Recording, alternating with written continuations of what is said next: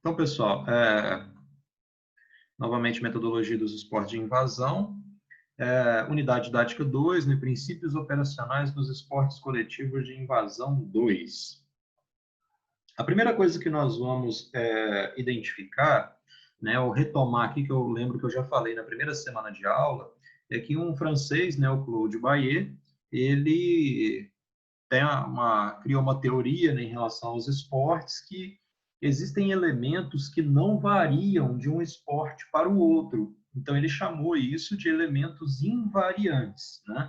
Então, lá em 1994, ele escreveu um livro que afirma que qualquer que seja a modalidade coletiva, esta terá 6 características comuns, chamadas de constantes ou invariantes. Essas modalidades esportivas coletivas, elas têm uma bola, né, que é o objeto em disputa, né? Ela pode ser esférica, ela pode ser oval, no caso do rugby e do futebol americano. Ela pode ser pequena, no caso do beisebol, do cricket. Ela pode ser maior, no caso do futebol.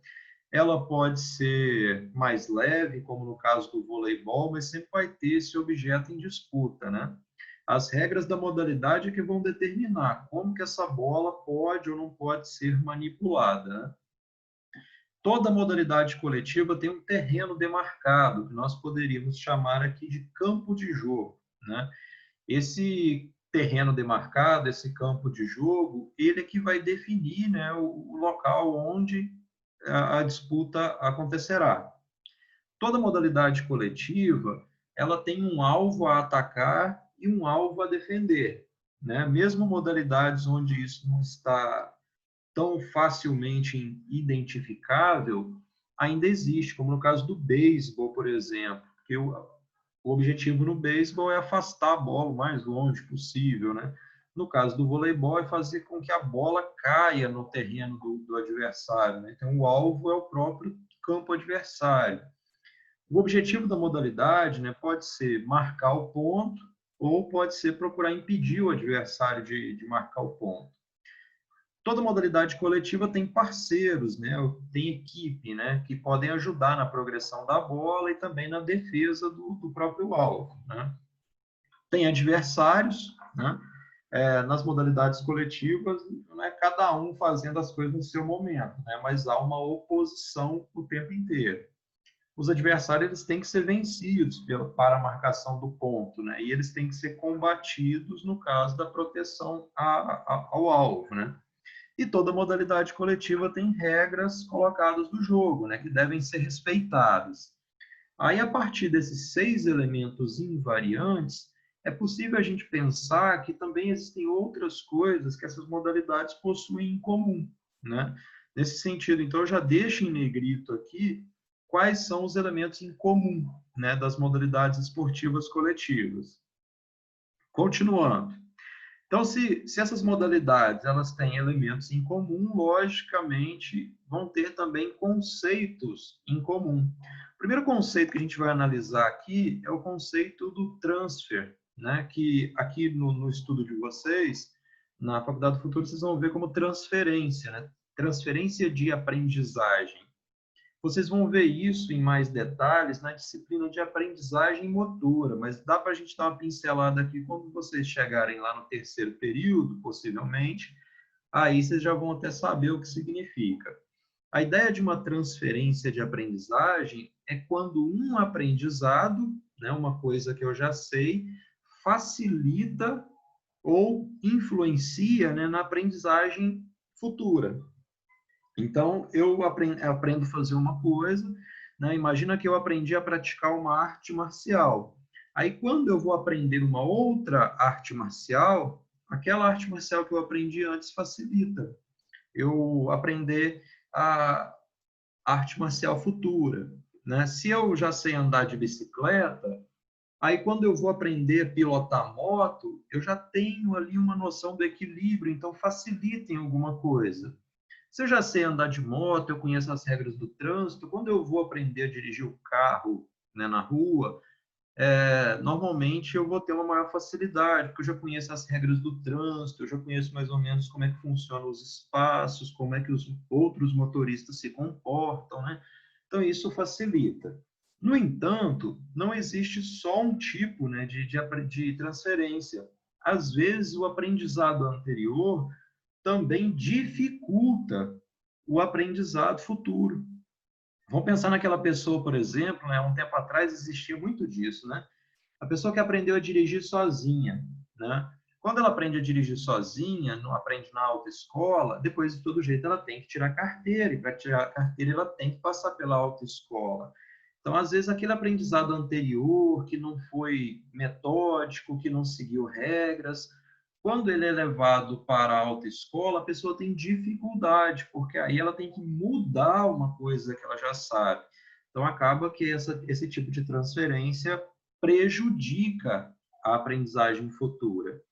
E também pode acontecer da aprendizagem daquilo que eu já sei não ter nenhuma influência na aprendizagem futura. Tipo assim, eu sei nadar, então eu vou ter facilidade para andar de bicicleta. Não tem nada a ver uma coisa com a outra, né? Então, possivelmente, uma coisa não vai influenciar em nada.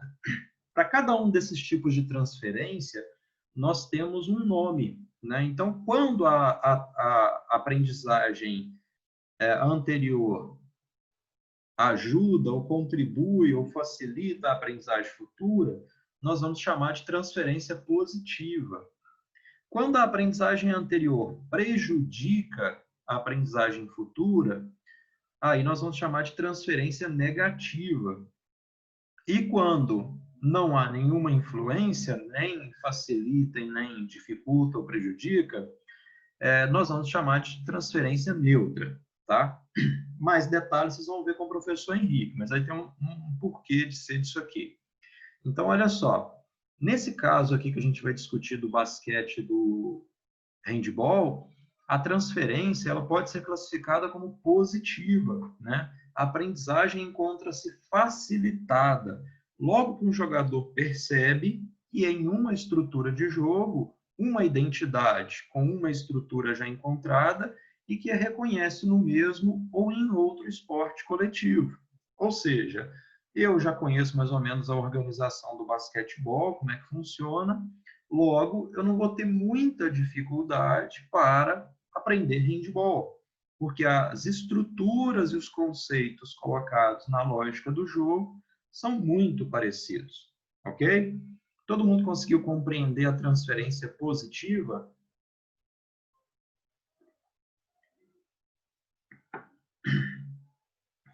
Quem cala consente, seguimos. Então, neste caso, não quer dizer que primeiro eu vou ensinar uma coisa e depois eu vou ensinar outra, mas é que eu vou ensinar os conceitos, né, as habilidades necessárias para o jogo, no sentido de aproximá-las de alguma maneira. Aqui nas duas imagens a gente vê uma progressão com bola, né, no basquetebol, e uma progressão com bola no handball. Então a gente vê a similaridade dos dois fundamentos técnicos, né? E olha que nos fundamentos técnicos, às vezes, é onde as modalidades mais se diferenciam, mas nesse caso elas são muito próximas, né? Na manipulação do objeto do jogo e na maneira como essa manipulação é feita. Então, por que não ensinar essas habilidades como habilidades próximas, né? Por que não aproveitar a possibilidade dessa transferência positiva? O sujeito que já sabe, então, driblar a bola aqui no basquete, eu já aproveito essa oportunidade para ele driblar uma bola menor, né? Claro que guardando as proporções das regras de cada modalidade. Aí, a partir desse ponto, então, né, de se aproveitar a possibilidade de transferência positiva, nós temos a ideia de jogos de oposição, né? O que são esses jogos de oposição? Eles oferecem o confronto de posições antagônicas, né? Qual que é a posição antagônica? O ataque e defesa, né? Então, a todo momento você vai ter uma equipe atacando e outra equipe defendendo. Não tem como você ter duas equipes atacando ou duas equipes defendendo, né? Eles vão se opor, né, de acordo com a situação do jogo. No caso do ataque, o objetivo é superar o adversário com base no alcance de um alvo em seu terreno. Então, vamos ver alguns casos, por exemplo. através da invasão ao terreno adversário, no vôlei, né? Mas aí é a invasão com a bola, tá? Porque o voleibol não é um esporte de invasão. Lançando o implemento central para perto do alvo adversário, quanto mais perto do alvo adversário você tiver, maior a possibilidade de você finalizar a jogada, né? Futsal, basquete, handebol, eu poderia se incluir aqui o futebol também. Afastando o implemento central do terreno de jogo, beisebol. No caso, quanto mais longe se rebater a bola, melhor, né? Se botar para fora do estádio, melhor ainda. Mas se for para fora do campo de jogo, já está bom. Por outro lado, a equipe que defende seu alvo, ela deverá criar maneiras de se opor a eventuais ataques adversários. Ela precisa defender, gerando assim a característica central dos jogos coletivos, a oposição. Então, nós precisamos criar situações de oposição em que ataque e defesa possam ser exercitados e suas habilidades desenvolvidas, né? No caso agora da defesa, então a defesa vai buscar a criação de maneiras de se opor a eventuais ataques adversários, gerando assim também a característica central dos jogos coletivos, a oposição. Aí aqui na imagem tem duas situações nos jogos coletivos, né? A criação do bloqueio do voleibol como um recurso da defesa em tentar se opor a esses ataques altos, né, da cortada do voleibol. E, ao mesmo tempo, nós temos aqui, né, uma tentativa bastante exagerada do futebol de impedir que uma falta seja cobrada com uma precisão muito grande, né? Então, aumentou-se o tamanho da barreira. Mas a gente vê uma coisa curiosa, que para evitar que o ataque consiga finalizar a jogada de falta, de bola parada, através de uma bola rasteira, fica um jogador ajoelhado aqui atrás. Então, a defesa vai criando maneiras de se opor aos ataques adversários, como se ela estivesse tentando responder uma demanda, né? As especificidades das modalidades, né? De maneira geral, elas respeitam as 6 invariantes, né? E a noção de oposição. Porém, elas vão se configurar como resultante das regras de jogo. Então, o handebol é resultado das regras do handebol e o basquetebol é resultado das regras do basquetebol, do que pode, do que não pode. Então, o comportamento dos jogadores dentro do jogo vão ser resultado dessas regras, né? Então, as regras do jogo, elas são o fator de principal diferenciação entre as modalidades coletivas de invasão, né? Aí a gente chega, então, nos princípios operacionais que vai ditar tudo que nós vamos fazer a partir de agora, né? Esses princípios, então, eles vão constituir o ponto de partida, a base, né? Pois eles representam a origem da ação e definem as propriedades invariáveis, ou seja, que não mudam, sobre as quais a gente vai unir uma estrutura fundamental, né, do desenvolvimento dos acontecimentos, ou seja, um caminho de ensino-aprendizagem. Então, se essas estruturas não mudam, nós podemos organizar o ensino-aprendizagem a partir delas, né? Quais são esses princípios, então? Como eu falei lá na primeira semana de aula, né, os princípios operacionais do BAE são 3 princípios do ataque, 3 princípios da defesa. E eles são antagônicos entre si, né? Nós temos, então, a conservação da posse de bola. O ataque, para ser ataque, ele precisa ter a posse de bola. A equipe que tem a posse de bola é atacante, a equipe que está sem a posse de bola é defesa, né? Então, a primeira preocupação do ataque é conservar a posse de bola, ou manter a posse de bola. E a defesa, antagonicamente, vai buscar a recuperação da posse de bola. O ataque, uma vez que ele tem a posse de bola, ele vai se preocupar em progredir pelo campo de jogo, né? Em se aproximar do alvo, né? Não adianta no futebol ter a bola lá no campo de defesa, não adianta no handebol ter a bola no campo de defesa, não adianta no basquetebol ter a bola no campo de defesa. No caso do basquetebol, existem até regras que proíbem você ficar com a bola no campo de defesa por muito tempo. Antagonicamente, a defesa vai procurar impedir a progressão do adversário. Por último, o ataque, uma vez que ele conseguiu conservar a posse de bola e que ele conseguiu progredir, ele vai buscar construir uma situação de finalização, né? Uma situação favorável de finalização. Antagonicamente, a defesa vai tentar impedir a finalização protegendo a meta, ok? Aí vem uma questão muito importante agora, né? Quando eu falo assim, a primeira preocupação do ataque é essa, né? Mas não quer dizer que um princípio deste seja mais importante que o outro. Então, primeiro ponto, não existe hierarquia. A gente vai dizer, esse princípio é o princípio mais importante dos esportes coletivos de invasão. Não, isso não existe.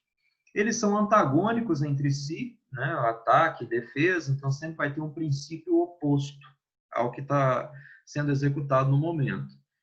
Caracterizam-se pela posse ou não da bola, né? Se você tem a bola, você vai seguir alguns princípios, se você não tem a bola, você vai seguir outros princípios. E eles podem ser interligados por atitudes que privilegiam a retomada do princípio oposto. Exemplo, imagina uma situação que a sua equipe tem a bola, né? A sua equipe tem a bola, então ela está tentando conservar a posse de bola, progredir e finalizar. Mas num determinado momento ela perde a posse de bola. Então, no momento que ela perde a posse de bola, como é que ela pode retomar o princípio oposto, né? Buscando a recuperação da posse de bola, né? Então, não adianta uma equipe ter a posse de bola e se lançar ao ataque despreocupadamente. Ela se lança ao ataque, mas se lança ao ataque de uma forma que, se ela perder a posse de bola, ela possa tentar fazer a recuperação o mais rápido possível. Veremos isso em mais detalhes. Então, nos princípios operacionais, aqui eu já fiz uma pequena modificação, né? Os princípios operacionais do ataque, então, buscam a manutenção da posse de bola. Aí, já no caso do basquete e do handball, a preocupação não é tanto em progredir pelo campo de jogo, mas sim causar desequilíbrio da defesa, né? Para que eu tenho que buscar causar desequilíbrio da defesa? Para buscar uma condição favorável de finalizar. Não adianta eu finalizar com dois adversários na minha frente, não adianta eu finalizar numa situação em que o ângulo é favorável ao goleiro ou que possivelmente eu não vou acertar a cesta. Não adianta. E nos princípios operacionais de defesa, né, a primeira preocupação seria manter o equilíbrio defensivo, né? O que a gente vai chamar de equilíbrio defensivo? Cada atacante ter um marcador para si, e, se possível, ele ter dois marcadores para si. O grande problema é que, se ele tiver dois marcadores, vai ter alguém livre. E será que essa pessoa que estiver livre vai ter condições de finalizar a jogada? Aí a gente causa um problema de desequilíbrio, né? Quando um atacante está sem marcação em condições de finalizar. E o ataque vai estar buscando isso, deixar alguém livre para finalizar. E a grande graça dos esportes coletivos é essa, né?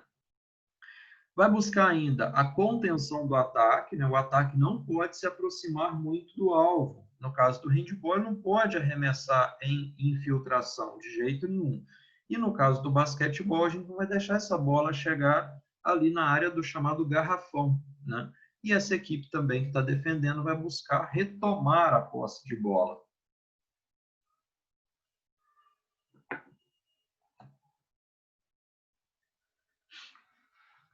Aí a grande pergunta, tá bom, como é que a gente transforma isso agora em aula, né? Como é que a gente vai ensinar isso, então, para jovens aprendizes, crianças, adolescentes, né? Então, como estruturar o ensino? Uma possibilidade interessante da gente pensar é a partir dos níveis de relação. Porque uma coisa é eu saber o conceito de esporte de invasão, saber os princípios. Como é que eu ensino isso para uma criança de 6 anos de idade? Ou no caso das escolinhas de futebol, né, tem até criança de 4 anos de idade. Na Dinamarca, começam a trabalhar com esporte a partir dos 4 anos de idade também. Né? Nos Estados Unidos também é bem cedo. Então, como é que eu vou ensinar? O que eu ensino primeiro? Né? Aí o Júlio Garganta, que é um português, ele escreveu um texto lá em 1995 muito interessante, que é a partir dessa ideia de níveis de relação. Então, a primeira coisa que eu vou ensinar é um nível de relação chamado eu-bola. Né? E aí o eu-bola vai buscar o quê? Familiarização com a bola e seu controle. Até quando eu vou ensinar isso? Para sempre. Já perceberam que nos aquecimentos das equipes profissionais, seja da NBA, seja o próprio handball, seja futebol, as equipes geralmente chegam no gramado, ficam batendo bola numa coisa que nem parece muito séria, né? Até um tanto despreocupadamente, jogam bobinho, fazem embaixadinha com a bola. Então, mesmo no nível profissional, os jogadores ainda fazem isso, né? Às vezes, dentro do treinamento, fazem desafios entre si para ver quem acerta a trave, para ver quem faz mais gols, né? O basquetebol tem muito disso, né? O desafio das enterradas, né? Então, o que esses sujeitos estão buscando? Familiarização com a bola e seu controle, né? Tem aquela situação que os alunos da educação física chegam na quadra, né? Quando tem muita bola, quando você leva muito material para a quadra, aí vira uma confusão, porque cada aluno tem uma bola e chuta para uma direção, chuta em outra, faz outra coisa com a bola, mas esses momentos também são interessantes pensando em familiarização com a bola e seu controle, né? Só que esses alunos pequenos, então, eles precisam aprender como é que chuta a bola, qual que é o peso da bola, como é que eu arremesso a bola, né? Então, eu preciso pensar em permitir e desenvolver essa familiarização. Posteriormente, eu vou pensar, né, em desenvolver o nível de relação eu, bola, alvo. Então, eu preciso o sujeito aprender a arremessar em um alvo, não necessariamente o gol, né, e arremessar a bola numa cesta também. Né? Pode ser numa caixa, pode ser num balde, mas em algo remotamente parecido com uma cesta. Né? Esse sujeito precisa desenvolver essa habilidade, esse nível de relação, de acertar o alvo com a bola. Né? No handball e basquete, a gente pode diferenciar muito assim. É muito difícil no basquetebol você fazer um arremesso com uma mão só. Tirando a situação de bandeja, né, mas que as crianças vão demorar um pouquinho para poder executar, os pequenos não vão conseguir, normalmente a manipulação da bola envolve uma diferença. Né? A bola de handball a gente vai tentar manipular com uma mão só, a maior parte do tempo, e a bola de basquetebol a gente vai precisar manipular ela com as duas mãos. Então, esse momento é importante porque ele vai chamar atenção sobre o objetivo do jogo, que é a finalização. Tem um joguinho bem interessante que eu faço no futebol que chama Rei do Pênalti, né? Que aí os meninos desde o primeiro aninho, desde os 6 anos de idade já jogam. E aí o Rei do Pênalti é assim, fica um goleiro, a bola colocada na marca do pênalti do futsal, e a gente vai ver quem faz mais gols. Então, o que eu estou tentando desenvolver ali? Qual habilidade? Tanto eu bola, quanto eu bola alvo. Né? Ali está o gol, esse menino vai começar a se acostumar com chutar a bola no gol. Né? E no handball a gente poderia fazer coisas parecidas, no basquetebol nós poderíamos fazer coisas parecidas, fazer competição de cesta, né? E por aí vai. Aí depois vamos trabalhar no nível de relação chamado eu, bola, adversário. Aí aqui já aparece uma coisa um pouco diferente da anterior, né? Porque no primeiro ponto, eu trabalhando com a bola, ninguém vai tirar a bola de mim, né? No segundo ponto, eu estou trabalhando com a bola e eu posso finalizar ela num alvo, né? Então, também ninguém está me incomodando com isso. Só que agora, nesse terceiro nível de relação, apareceu um adversário, né? E a presença do adversário traz o quê, né? O que ela muda, né, no tipo de comportamento que eu tenho no jogo? Ela pode trazer a perspectiva de conquista e conservação de bola, né? Eu tenho que proteger, eu não posso perder a bola. E ela pode trazer também a perda parcial da liberdade de movimentos, né? De ação e movimentos, né? Devido à ação adversária. Aqui eu já não posso fazer o que eu quiser com a bola, porque o adversário vai limitar um pouco as ações e já vai me obrigar a ter que tomar algumas decisões. E também quando esse adversário rouba a bola, então eu perco um pouquinho a minha autonomia e eu preciso retomar o princípio oposto, eu preciso recuperar essa bola. São as famosas situações de jogo um contra um, né? Então, os meninos que aprendem a jogar futebol, essa situação é bem visível, né? Eles brincando de um contra um, né? O famoso brincar de brinha, né? Depois eu tenho um outro nível de relação que é eu, bola, colega, né? Aqui eu tenho uma possibilidade interessante, que eu posso tanto interromper as ações adversárias, né, com a ajuda dos colegas, o que dá uma visão mais ampla, né, da ação, são dois sujeitos agindo para o objetivo, ou eu também posso ter a contribuição desse colega para vencer um adversário. Aí aqui é um momento de trabalho em que a criança, o aluno, ele precisa deixar de ser egoísta um pouco. Então, ele abre mão de ter a bola, né, passa a bola para um colega, mas para que esses dois possam vencer um desafio maior. Né? Então, eu abro mão do meu protagonismo, né, e divido um pouco o protagonismo com outro sujeito.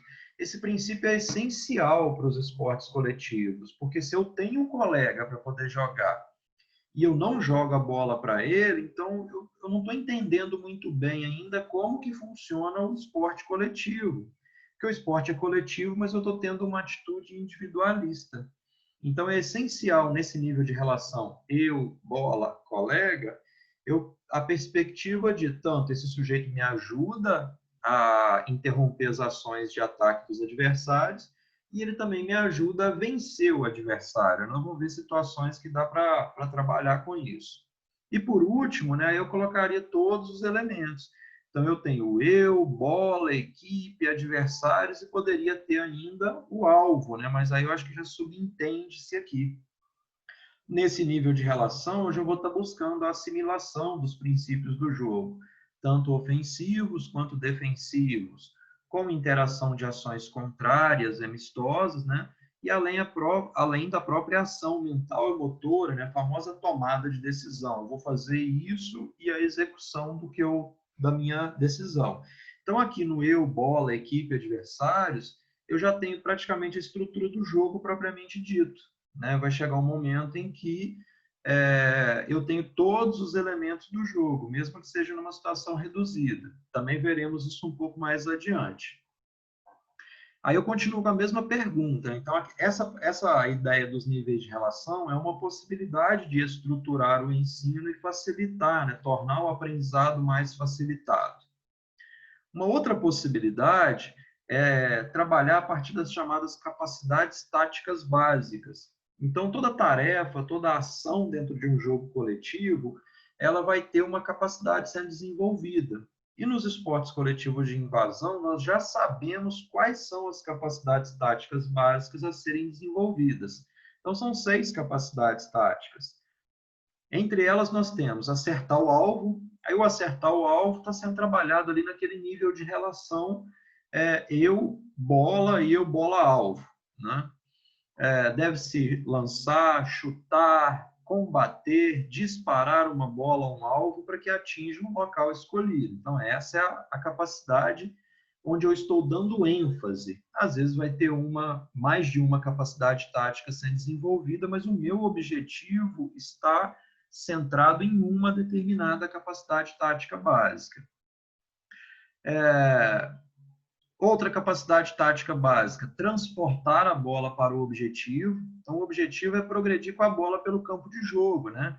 O objetivo é se transportar, jogar, fazer a bola chegar a um objetivo determinado. Pode ser um local da quadra, pode ser o próprio gol, pode ser o mais próximo possível do gol, né? Então, o objetivo é eu pegar a bola, levar ela de um ponto ao outro sem infringir as regras do jogo, né, e buscando obter a maior vantagem possível, tendo em vista a vitória. Criar superioridade numérica. Eu acho que esse aqui é um ponto bastante complexo já de trabalho. Daqui para frente o negócio começa a ficar mais complexo. E eu não diria nem que é só criar a superioridade numérica, mas também usufruir da superioridade numérica. Nós vamos ver uma situação de desafio depois. Então, o importante aqui no criar a superioridade numérica, né, o famoso 2 contra 1, 3 contra 2, é a situação ideal nos esportes coletivos de invasão, porque ela maximiza a chance de sucesso do ataque. Né? Então, a defesa não pode ficar em inferioridade numérica de jeito nenhum, buscar o tempo inteiro o equilíbrio. Né? O importante é, através do jogo com o colega, conseguir um ponto ou gol, né? Ou preparar o ponto, gol para o outro, né? A assistência. Então, é uma jogada planejada. Jogo coletivo, né? O importante é receber a bola do colega ou passar a bola para este, tendo, né, um planejamento, um objetivo em comum. Reconhecer espaços, né? É importante reconhecer as chances para se jogar ao gol. Aí aqui eu acrescento ainda, reconhecer espaços não é só reconhecer a chance para se jogar ao gol, mas também reconhecer a chance de se posicionar num espaço vazio para receber e também reconhecer quando um colega preenche um espaço vazio e se torna apto para receber receber a bola, né? Receber um passe. Então, é um conjunto aqui de características que essa capacidade tática básica possui. E, por último, superar o adversário. Aí, aqui, superar o adversário, a gente está tratando realmente do confronto, um contra um, né, no confronto com o adversário, se ele consegue assegurar a posse de bola ou se ele consegue vencer o adversário e concluir o seu objetivo. Pode ser manter a posse de bola, pode ser passar a bola para o colega, ou pode ser conseguir a finalização da jogada, né? Mas o importante, então, é superar o adversário no confronto direto, né? Aí, eu gostaria que vocês, então, tivessem atenção aqui nesse ponto, porque essas capacidades táticas básicas, elas vão se tornar parâmetros. Parâmetros de quê? De avaliação, né? Parâmetros ou tijolos, né? Esses tijolos, então, seriam pensando em construir uma parede, né? Que é a capacidade do sujeito jogar, né? A capacidade de jogo, e um parâmetro de avaliação, porque eu vou conseguir identificar onde é que estão os pontos positivos e negativos dos jogadores e da minha equipe. O que a minha equipe sabe fazer, o que os meninos e as meninas já sabem fazer, o que eles não sabem fazer ainda. Onde estão os problemas? Eles não estão acertando o alvo, eles estão com problema em se aproximar do alvo, né, transportar a bola para o objetivo, eles estão com dificuldade em criar superioridade numérica, então eu vou fornecer mais tarefas para eles aprenderem a fazer isso. Eles estão com dificuldade no jogo coletivo, no reconhecer espaço, no superar o adversário. Então, onde eu identificar que estão os maiores problemas é onde eu vou dar maior ênfase no meu ensino. Aí aqui, ainda sobre as capacidades táticas básicas, são as mesmas aqui na coluna da esquerda. Na coluna do meio, tem aqui elencado algumas relações que essas capacidades estabelecem dentro do jogo. E também situações muito simples que isso pode ser trabalhado, né? Aqui tem situações muito simples mesmo, até fora do jogo, né? Dos esportes handball e basquetebol, mas só para ilustrar, né? Então, acertar o alvo, por exemplo, no jogo ele vai ter relação com o objetivo do jogo, né? Então, o objetivo é acertar o alvo, no basquetebol acertar a cesta, então quando eu estou fazendo o exercício lá de jogar a bola na cesta, eu estou exercitando essa capacidade que está relacionada ao objetivo do jogo. Onde é que eu posso trabalhar esse tipo de coisa, né? Eu posso trabalhar em tarefas que envolvem acertar um alvo qualquer, seja ele qual for, né? Eu posso colocar um balanço lá no gol, lá, e enquanto ele está em movimento, eu pedir para que os meninos arremessem coisas lá, e à medida que eles vão aprendendo, eu vou tornando essa tarefa mais complexa, né? O transportar a bola para o objetivo. No jogo, ele também vai ter relação com o objetivo do jogo, né? Que é se aproximar o máximo possível do alvo. E em que tipo de situação eu posso trabalhar? Naquele famoso jogo da velha, né, onde o sujeito tem que pegar a bola, levar e colocar numa determinada marcação do jogo da velha, ou até mesmo em jogos de bambolês, onde o menino tem que levar a bola, deixar lá, depois o outro tem que ir lá pegar a bola, trazer de volta. O criar superioridade numérica. Aí no jogo ele já não vai ter mais relação com o objetivo, mas ele vai ter relação com o colega, né? Porque aí a ação é compartilhada. Então, por exemplo, roubar a bola, né, no tipo rouba-bandeira, às vezes criar superioridade numérica é fundamental, porque assim eu consigo ludibriar a marcação e passar mais fácil com a bandeira. Ou então, num jogo que foi criado, que é um jogo engraçado pra caramba, que é o Foot, Hand, Rugby, Bunda, Gol, né, que é como se fosse um jogo com bola em que eu posso usar regras tanto do futebol, do handball, do rugby, e também eu posso golpear a bola usando o bumbum, né? E tentando fazer o gol. O jogo coletivo também vai ter relação com os colegas, né? E aí uma situação que eu posso trabalhar, uma tarefa que eu posso trabalhar com isso, é o famoso jogo dos 10 passes, né? Onde eu dou como tarefa para a equipe que eles têm que trocar 10 passes sem permitir que o adversário pegue a bola. Então, que tipo de capacidade tática eu estou desenvolvendo naquele jogo? A capacidade de jogo coletivo. Ou então eu digo que eu só vou permitir que a equipe faça um gol ou arremesse a bola na cesta a partir do momento que eles trocarem mais de X passes, 5 passes, 10 passes, 20 passes, sem que o adversário toque na bola. O reconhecer espaço, né? Aí já tem relação com o adversário, porque eu tenho que analisar onde o adversário está e onde o companheiro está, mas onde ele está em relação também ao ambiente, porque diz respeito ao espaço de jogo.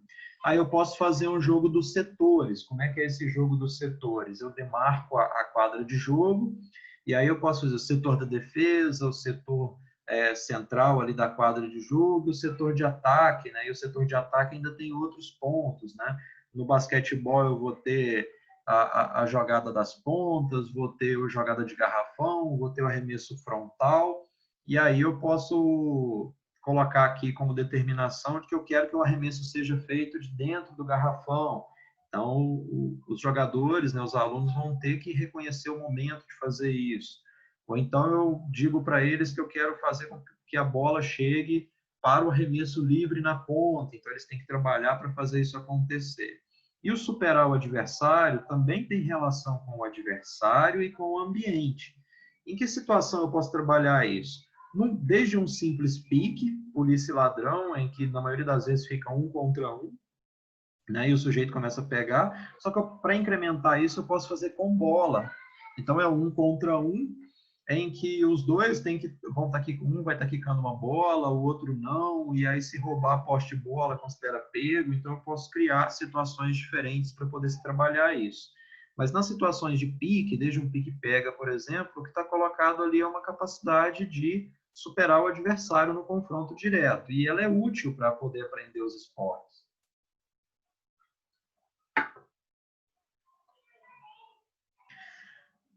Aí, novamente, com a pergunta, né, como estruturar o ensino, perdão, pessoal, tem coisa demais aqui, ó. Tem um T fora do lugar aqui. Eu posso usar as chamadas estruturas funcionais. O que são as estruturas funcionais? É uma redução da complexidade de jogo. Então, nessa redução da complexidade do jogo, eu vou montar tarefas e vou montar situações em que terão aqui um jogador contra ninguém, né? Então, tem ninguém atrapalhando ele. A única coisa que ele vai estar fazendo aqui é manipulando a bola, né, para cumprir uma determinada tarefa. Só que eu não vou ter adversário, mas eu posso ter uma série de coisas para tornar essa tarefa mais complexa. Depois eu posso colocar situações e tarefas para os alunos resolverem na situação de 1 contra 1, né? Depois eu posso oferecer situações onde eu tenho superioridade numérica, né? Eu tenho 2 sujeitos atacando contra 1 defendendo. Depois eu posso montar situações de 2 contra 2, de 3 contra 2, de 3 contra 3. 3 contra 3, né, considerando handebol e basquetebol, é o jogo quase propriamente dito. Então aqui eu tenho praticamente todos os elementos de um jogo formal, né, com exceção do número exato de jogadores permitidos. Mas então eu parto de uma situação muito simples, onde não tem ninguém para atrapalhar ele, até uma situação muito complexa, onde são 3 contra 3. Uma situação num jogo coletivo de 3 contra 3 é uma situação muito complexa, seja o jogo que for. Se vocês analisarem o jogo, ele tem questões muito, muito, muito complexas. Então, criar superioridade numérica, jogo coletivo, tudo é bastante complexo. Às vezes passa desapercebido ou despercebido, porque a gente está tão familiarizado com o jogo que a gente não presta muito atenção nisso.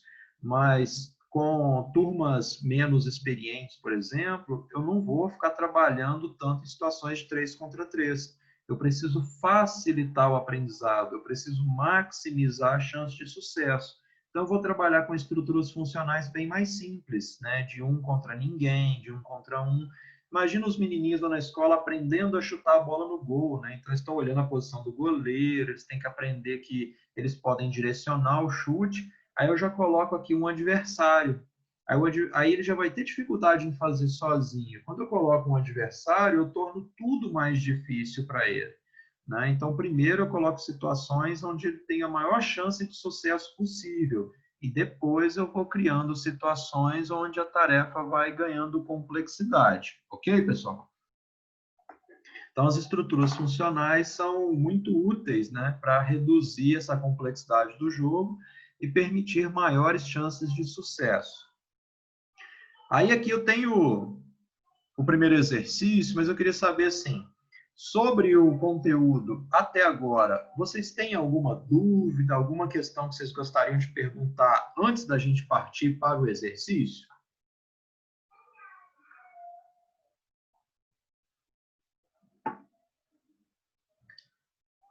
Tá todo mundo aí, pessoal?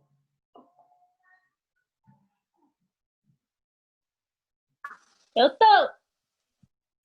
Francine, ainda bem. Estou vendo assim, tem tão pouca gente aí. Opa. Então chama o pessoal de volta lá e fala que vai começar o exercício agora. Assim, manda no grupo do WhatsApp lá. Fala, pessoal, exercício valendo nota. Volta para a reunião, volta para a aula aí.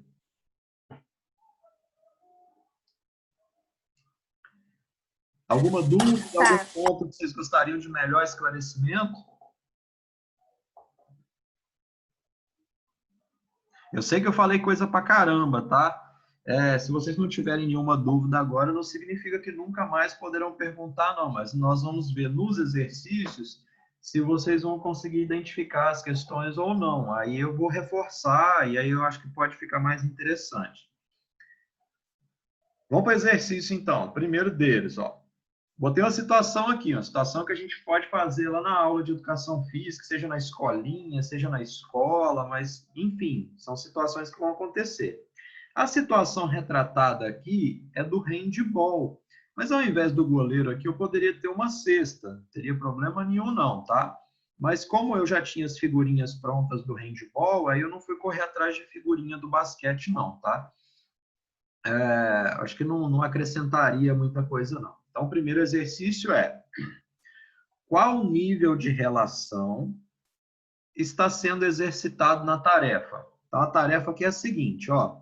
Esse menininho de azul aqui, do lado esquerdo da imagem, ele tem que driblar a bola de handball. Enquanto ele dribla a bola de handball, ele tem que passar pela amarelinha. Depois, ele tem que dar saltos, né? Invertendo as pernas, tipo esquerda, direita, esquerda, finalizar a bola no gol, né? Aí depois ele vai continuar, vai pegar a bola de novo e vai progredir com ela passando através dos cones. Aí aqui, quando ele estiver passando através dos cones, ele vai inverter a mão com a qual ele está conduzindo a bola. Então, ora ele vai conduzir a bola com a direita, dependendo de onde ele está. Então, para cá, ó, ele vai progredir com a mão esquerda, para lá com a direita, depois com a esquerda, fazer o processo trifásico nos bambolês, esquerda, direita, esquerda, arremessar no gol. Então, uma tarefa. É uma tarefa simples ou é uma tarefa complexa? Simples. Uma tarefa simples, né? Depois, quando a gente voltar para as aulas práticas, eu quero ver vocês driblarem a bola, passar pela amarelinha, processo trifásico e arremessar em gol. Aí a gente vai ver a simplicidade da tarefa, tá? É simples? Mas a tarefa é simples mesmo, só que como ninguém ensinou para a gente isso, ninguém deu a oportunidade da gente executar essas tarefas e ver o que a gente poderia desenvolver, vai ser muito difícil para nós coordenar drible da bola, saltando a amarelinha ao mesmo tempo. Então imagina você driblando a bola de handball. Vocês vão se embananar tudo. Se alguém conseguir fazer isso aqui de primeira, belezinha, eu pago uma Coca-Cola depois. Aí vamos para a pergunta, então. Qual o nível de relação exercitado na tarefa? Lembrando que a gente tinha vários níveis de relação colocados lá atrás, né? Aí eu só diminuí aqui para colocar as alternativas. A, eu bola. B, eu bola alvo. C, eu bola adversário. Qual nível de relação está sendo exercitado na tarefa? Quem acredita que a letra A, eu bola?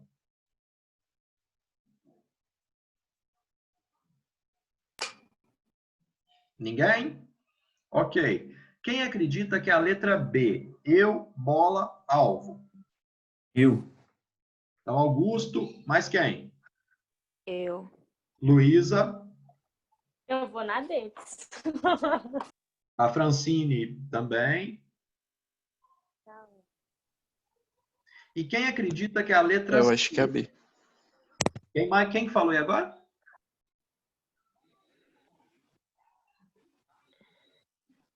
Então, eu tenho Francine, Augusto e Luísa que acreditam que é a letra B. Eu, bola, alvo. Alguém acredita que é a letra C? Eu, bola, adversário?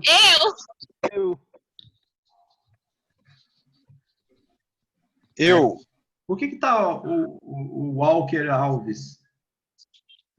Não, é o telefone da minha namorada, por isso. Ah, tá, beleza, de boa então.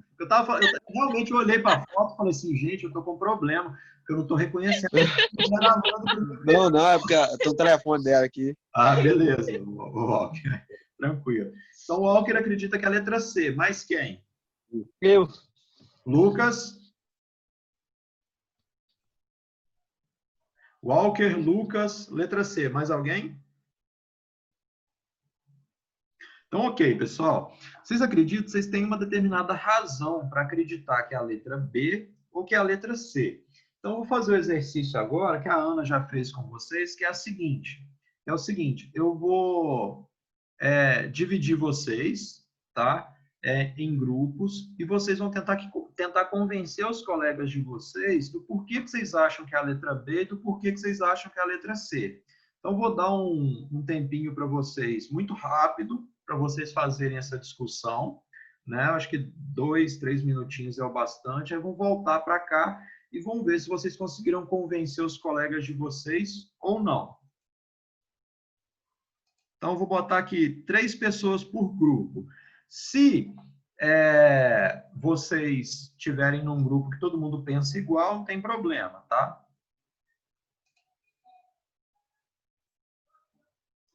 Aqui é aleatório, tá, pessoal? Os grupos que vocês vão cair. Se alguém tiver num grupo sozinho lá,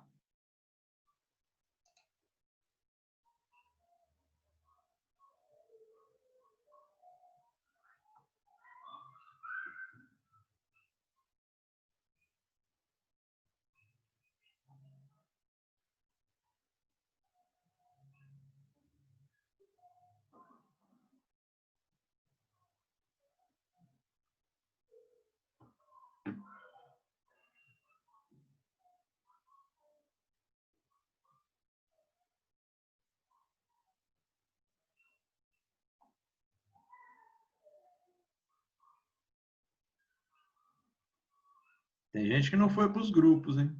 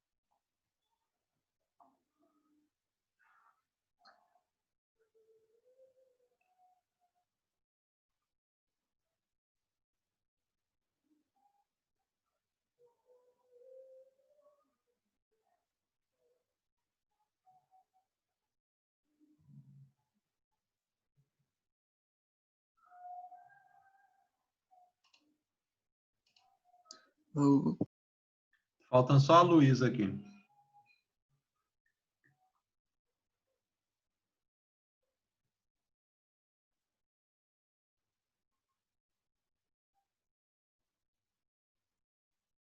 Pronto, todo mundo voltou. E aí, pessoal, alguém mudou de opinião entre letra B e letra C? Eu ainda acho que é a letra C. Então, Lucas acha que é a letra C, Eu também acho que a letra é C ainda. o Walker acha que é a letra C, continuou com a mesma posição. Alguém foi convencido?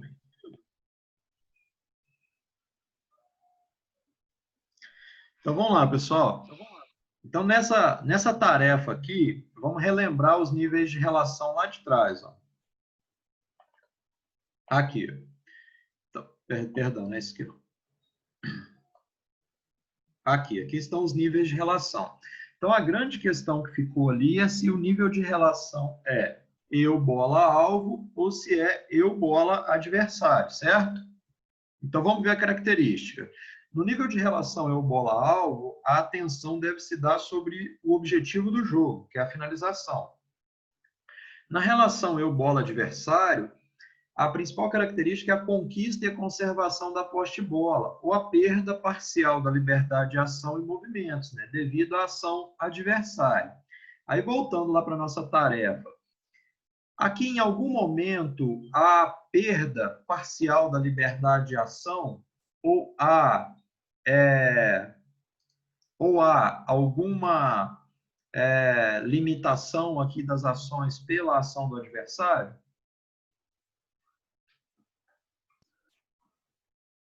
O adversário seria amarelinho, né? Aí, Só na finalização, não, que esses estão num gol ali, é o goleiro, não? Aí tá, o goleiro ele pode até ser a figura do adversário, mas ele em algum momento, Lucas, ele traz alguma diminuição da liberdade de ação? Não. Aí que é o ponto. Então o goleiro aqui ele dificulta a ação de finalização. No entanto, ele não incomoda a posse de bola.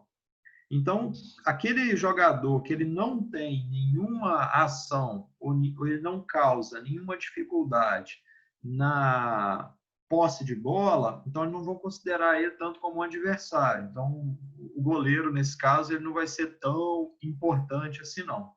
Tá? Quem é goleiro aí, desculpa, tá? Mas vão considerar só o adversário quando há alguma ação de dificultar a manutenção da posse de bola. Então, neste caso, a capacidade tática sendo como alvo aqui, né, de desenvolvimento, seria a letra B, eu, bola, alvo, né, onde o objetivo principal está sobre o objetivo do jogo, que é a finalização. O goleiro dificulta a finalização um pouco, porque aí eu tenho que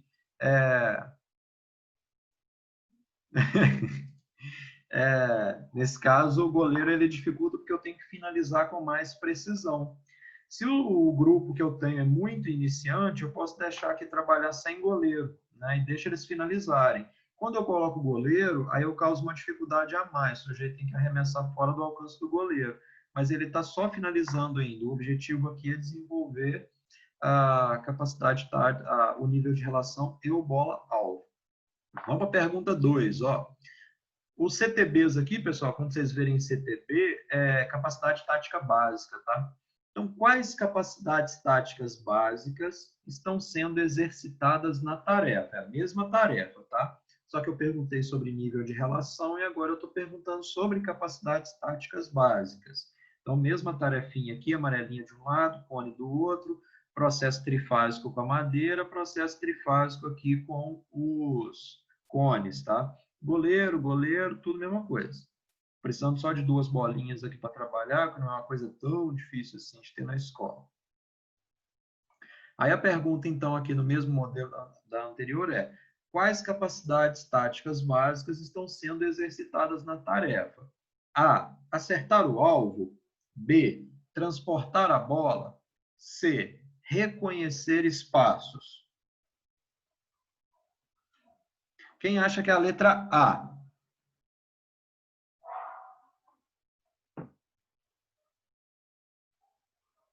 Quem acha que é a letra B? Eu. Lucas? Eu. Augusto? Walker, letra B. Eu. Walker acha que é a B. letra B. Luísa acha que é a letra B. A Ana. Ana, Luísa acha que é a letra B. Alguém acha que é a letra C? Eu acho que é a B também. Gustavo acha que é a letra B, transportar a bola. Então vamos lá de novo, voltar lá no slide sobre os níveis, sobre as Isso. capacidades táticas básicas agora. Ó. Então acertar o alvo está relacionado a lançar, chutar, combater, disparar uma bola a um alvo. Está sendo feito isso na tarefa? Tá, só que aí tem uma outra coisa antes, né? Transportar a bola para o objetivo. O objetivo é transportar, jogar, fazer a bola chegar a um determinado objetivo. Eu posso fazer isso conduzindo a bola, posso fazer isso lançando a bola, né? Numa ideia de passe e tudo mais. E o outro que estava lá era reconhecer espaço. Né? É importante reconhecer as chances para se jogar ao gol. Neste caso, como não tem nenhum impedimento para se jogar o gol, então o espaço está todo disponível. Então não precisa reconhecer nada, né? O espaço está dado. Então a gente descarta de cara a letra C, né? O reconhecer espaço, não tem nada a ver. Aí, nesse ponto aqui, o acertar o alvo está sendo trabalhado na tarefa? Está. Só que onde é que está a ênfase da tarefa? Né? Por que está essa amarelinha aqui? Por que estão esses obstáculos? Por que estão esses cones, esses bambolês por aqui? Porque eu estou dando uma ênfase maior no transportar a bola.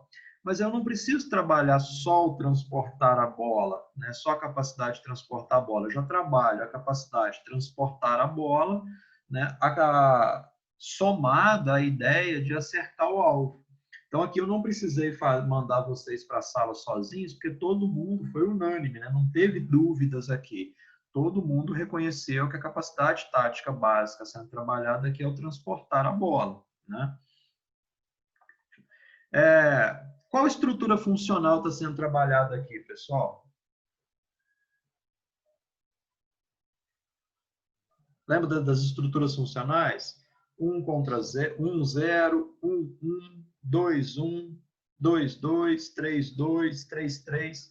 Qual capacidade, qual estrutura funcional está sendo trabalhada aí? 1. Lembra que nós não vamos considerar o goleiro adversário agora?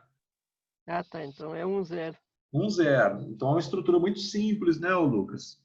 É a estrutura mais simples que a gente tem. Não quer dizer que os obstáculos aqui sejam tão simples assim. Mas se eu colocar um adversário aqui e você tiver que fazer tudo isso aqui com o adversário te atrapalhando, vai tornar impossível a execução da tarefa. Né? Nem o Neymar conseguiria fazer. Duvido que ele ia pular a amarelinha e conseguir me driblar ainda. Eu chuto até a alma dele, mas não ia conseguir fazer, não. Vamos agora, terceira pergunta. E agora, pessoal? Analisem aqui primeiro, não precisa responder agora não, tá? Analisa primeiro. Então, eu tenho aqui os coleguinhas. Quando tem a mesma cor de camisa, assim, é coleguinha, tá?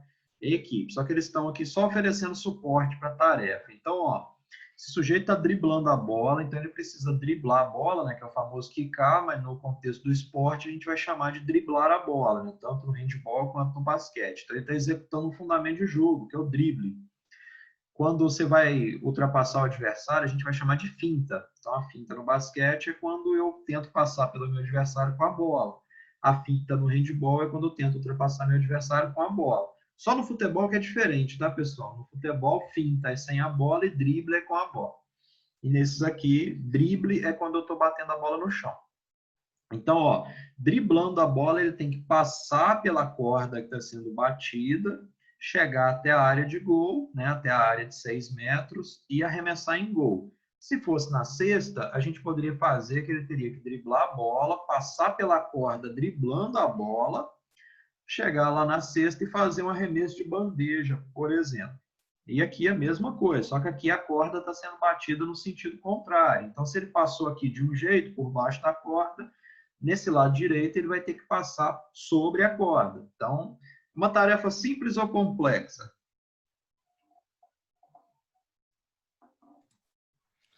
O cara que achei esse fácil aí tá muito Não, bem preparado.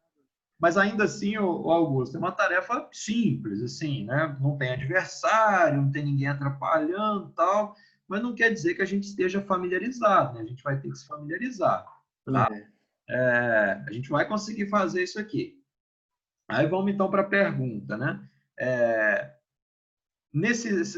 E aqui eu não coloquei lá as alternativas, eu coloquei aqui só para dificultar e fazer vocês pensarem a partir de uma outra ilustração. Qual o nível de relação está sendo trabalhado aqui? Eu bola alvo, eu bola adversário, eu bola equipe adversário. Eu, bola, alvo. Tô com o Lucas. Alguém discorda? Então, ok, estão certos, eu bola alvo. O que essa ideia de passar pela corda contribui em alguma coisa? Por que isso está colocado aqui? A ideia de eu desenvolver uma capacidade chamada de capacidade coordenativa, tá? Quando eu tenho que passar pela corda, imagine que eu tenho que driblar essa bola no chão e ainda observar a corda. Será que tem situação no jogo que eu vou ter que driblar a bola e prestar atenção em outra coisa? Sim. Sim, Vai.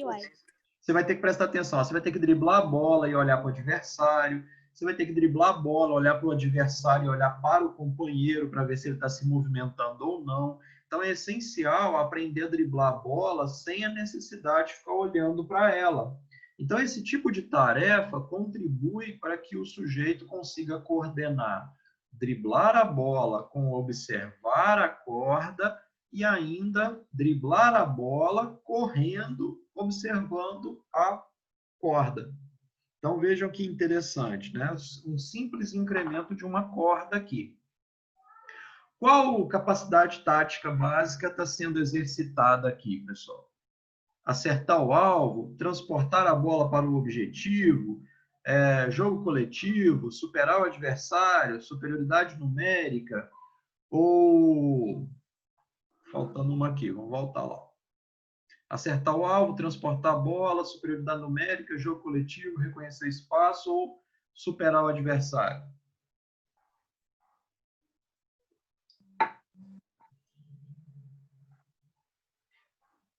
Acho que transportar a bola para o objetivo. Suportar ela. Ok. Imaginem que aqui, ó, o acertar o alvo não é tão complexo. Você vê assim, o gol está vazio, a cesta está lá parada, então isso nem é tão importante assim. Vamos imaginar que eu quero dar uma ênfase um pouquinho maior ao acertar o alvo. Então, eu posso pendurar um bambolê aqui, ó, e dizer que ele tem que finalizar dentro do bambolê. Então, ele vai estar fazendo a mesma coisa, mas eu vou estar dando uma ênfase um pouquinho maior no acertar o alvo.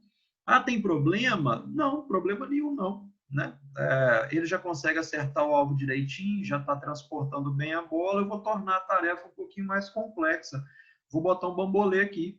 Com o tempo eu posso botar um bambolê bem pequenininho, posso botar um colete pendurado aqui, ele tem que derrubar o colete, né? Então, que arremessando no ângulo superior, no ângulo inferior, eu arremesso muito longe do alcance do goleiro. Então, eu vou colocar essa ênfase para, desde cedo, esses alunos começarem a se familiarizarem com arremessar a bola longe do alcance do goleiro. Ok? Então, isso aqui é uma coisa que a gente vai fazer quando a gente estiver lá nas aulas práticas também. Vamos continuar. Aí aqui tem uma situação diferente agora. Ó. Então, os azuis estão atacando, vê que eles têm a posse de bola, e o amarelinho aqui é um defensor.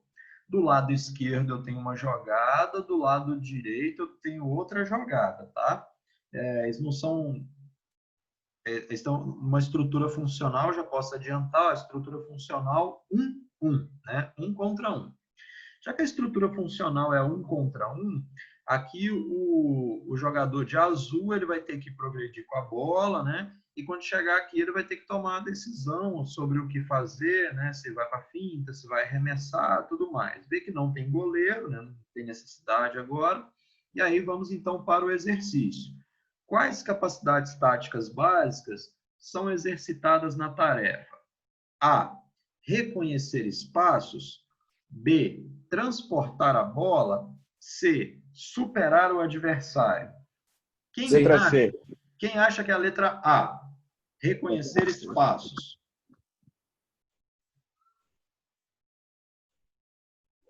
Lembrando sempre que a gente vai tentar ver qual capacidade tática básica está recebendo maior ênfase. Não quer dizer a única, tá? Para você pensar assim, ah, não, mas ele está trabalhando com acertar o alvo, porque ele tem que arremessar a bola, tá, mas qual que é a ênfase da tarefa? Né? Quem acha que é a letra B, transportar a bola? Quem acha que é a letra C, superar o adversário? Eu. Eu. Unanimidade, ninguém discorda. Acho que tem tudo.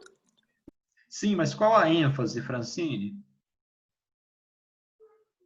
A ênfase está na B, na A ou na C? Eu acho que é a C.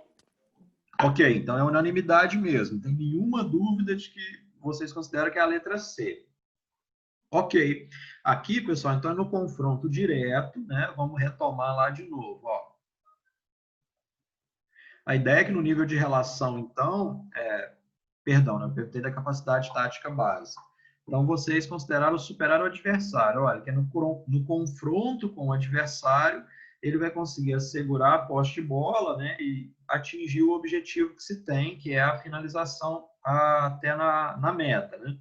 Então, qual que é a complexidade que a tarefa traz aqui? E como ninguém achou que era transportar a bola, é óbvio que ele está transportando a bola, mas ele está transportando a bola numa situação de complexidade. Tem alguém ali que pode atrapalhar essa ação, que é um adversário. Então, ele precisa, num confronto direto, tomar uma decisão. Se ele vai arremessar essa bola, né, aqui da linha dos 9 metros, ou linha pontilhada, ou se ele vai fazer uma finta, né? Fazer uma finta para conseguir arremessar essa bola em condições mais favoráveis da linha dos 6 metros. Que tipo de decisão o defensor tem que tomar aqui, pessoal?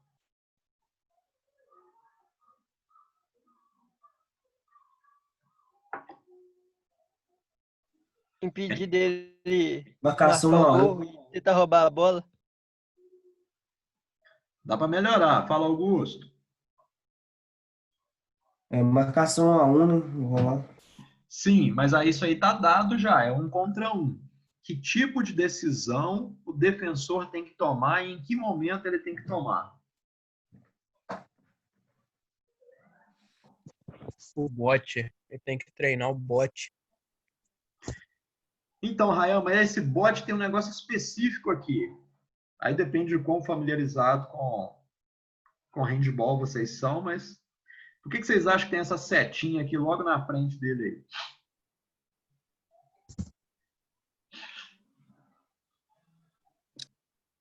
aí?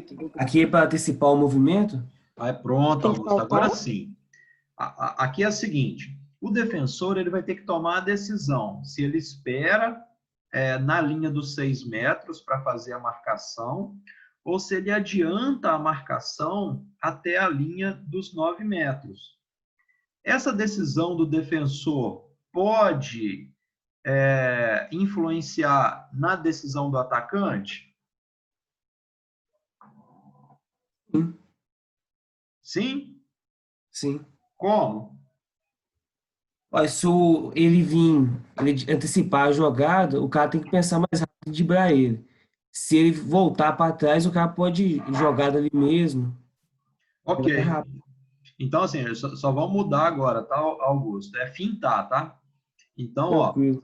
se o defensor permanecer na linha dos 6 metros, o atacante poderá fazer o arremesso da linha dos 9 metros. Então, ele vai fazer um arremesso de média ou longa distância, tá? No handball.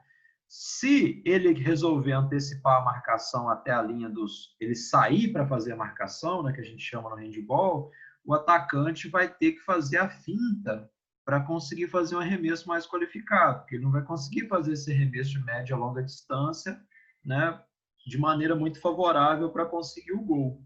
Tá? Então, observaram bem. Então, aqui estão sendo exercitadas tantas habilidades do atacante quanto do defensor. Tanto o atacante e defensor, eles vão ter que tomar uma decisão sobre o que fazer. Quando eles tomam uma decisão, automaticamente eles estão também fazendo o jogador oposto, né, ter que tomar decisões também, ok?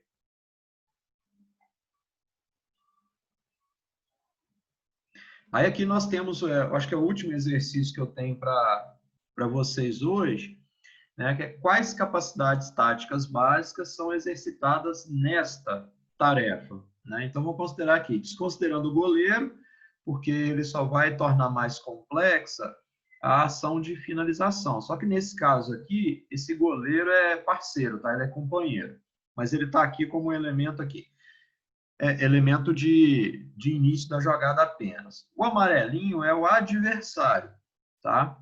Então, essa aqui é uma tarefa para se trabalhar jogadas de contra-ataque. Então, vamos explicar a situação. A bola vai começar no goleiro, como se ele tivesse pego a bola depois de um arremesso. Então, o goleiro defendeu, está com a bola na mão. Então, ele vai jogar essa bola no armador, que está aqui. Né? Por isso que está a linha tracejada. A linha tracejada é a trajetória da bola. O armador, né, vai pegar essa bola e vai progredir com ela pelo campo de jogo.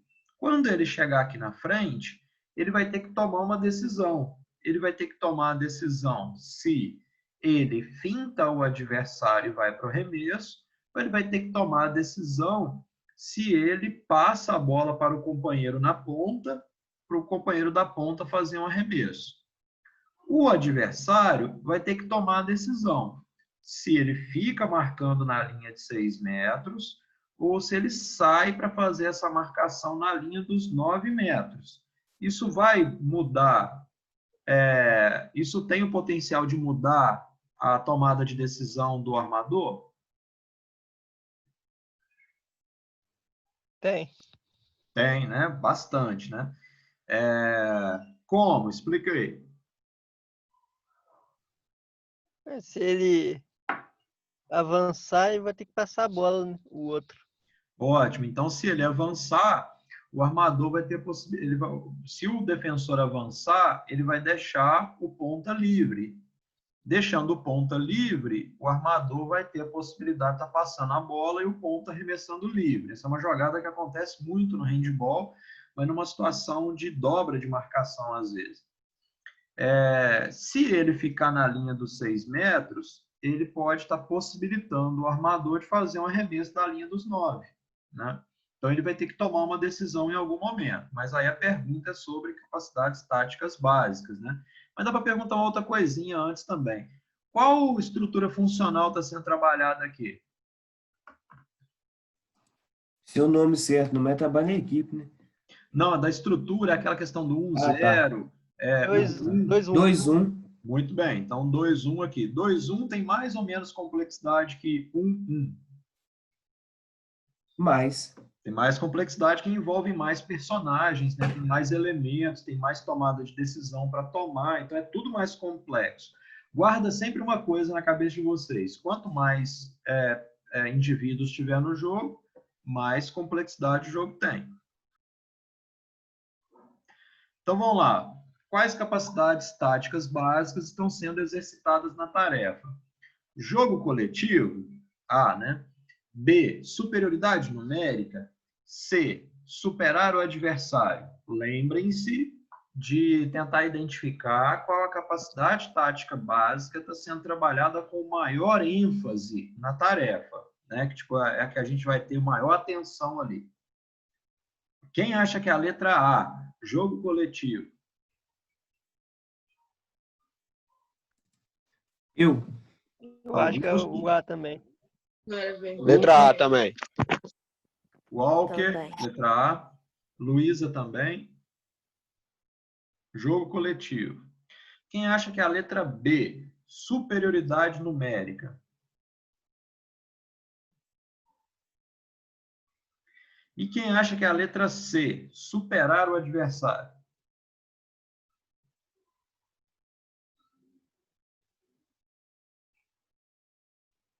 Ninguém acha que é superar o adversário. Poxa vida.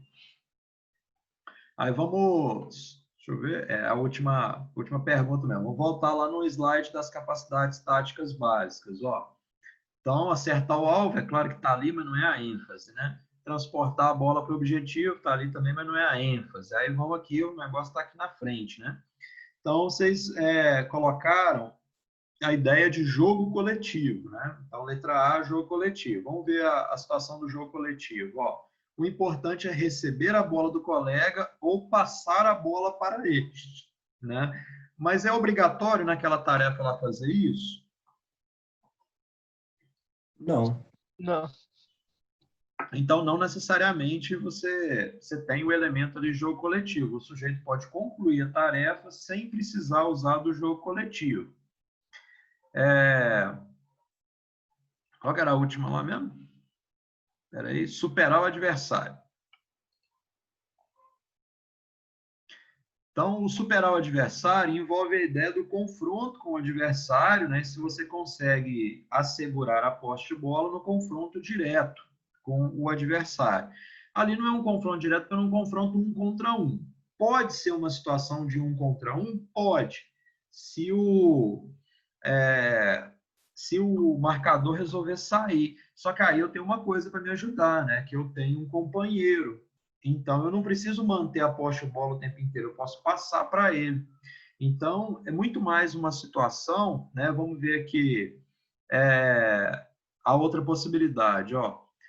O criar superioridade numérica. O importante é, através do jogo com o colega, conseguir um ponto, gol, ou preparar o ponto, gol, para o outro, com uma assistência.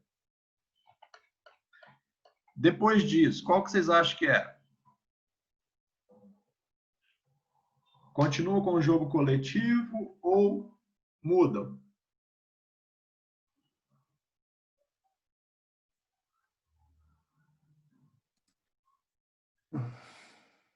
Tá tendo ajuda?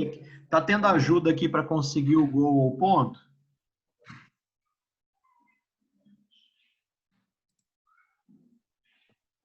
O armador aqui está tendo ajuda para conseguir o ponto ou o gol?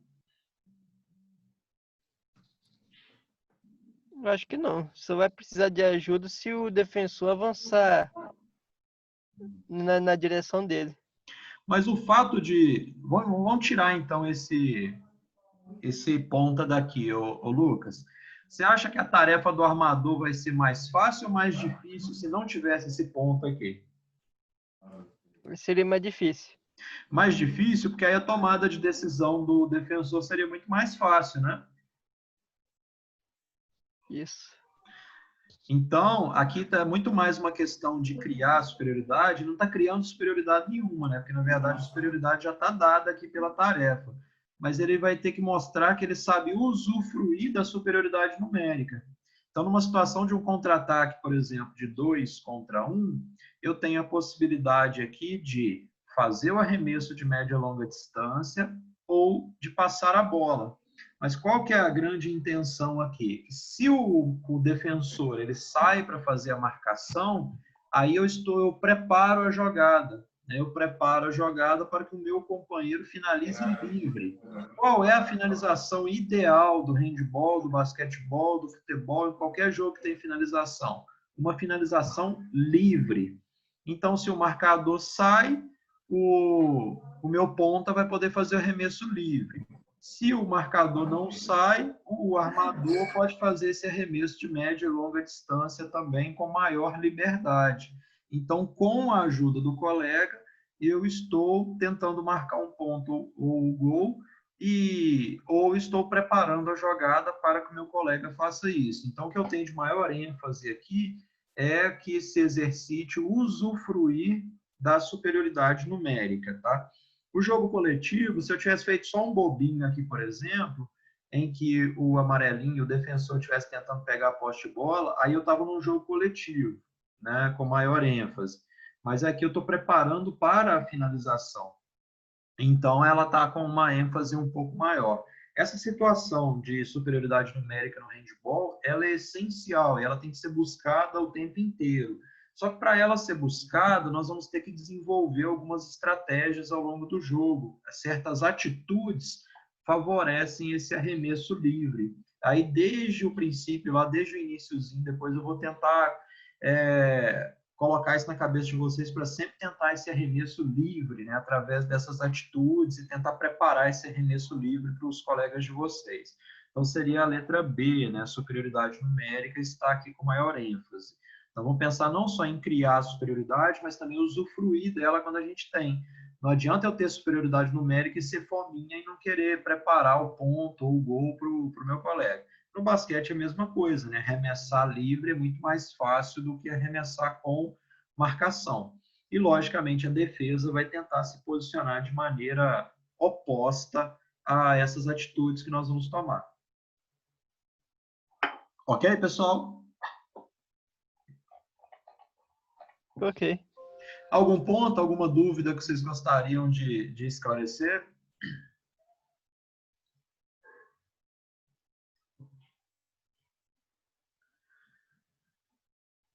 Então, se não há mais dúvidas, vou encerrar um pouquinho mais cedo, né? 15 minutos mais cedo.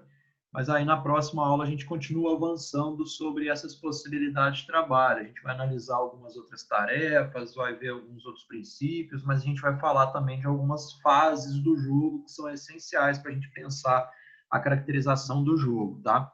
E depois eu vou começar a disponibilizar para vocês algumas unidades de aprendizagem que já estão prontas, né? Foram selecionadas por mim. E essas unidades de aprendizagem, elas têm algumas tarefinhas para vocês fazerem, mas eu acho que vai ser interessante porque elas também têm alguns recursos extras. Eu não disponibilizei ainda porque eu acho que eu precisava fazer essa introdução com vocês. Fazendo essa introdução, eu acho que vocês ficam mais preparados, mais tranquilos para a gente seguir, tá? Mas aí lá nessas unidades de aprendizagem, vocês vão poder também exercitar algumas coisas que a gente já discutiu. E lá também tem um material mais pronto para vocês acessarem, com referências, tudo mais, ok? Então, ótima noite para vocês.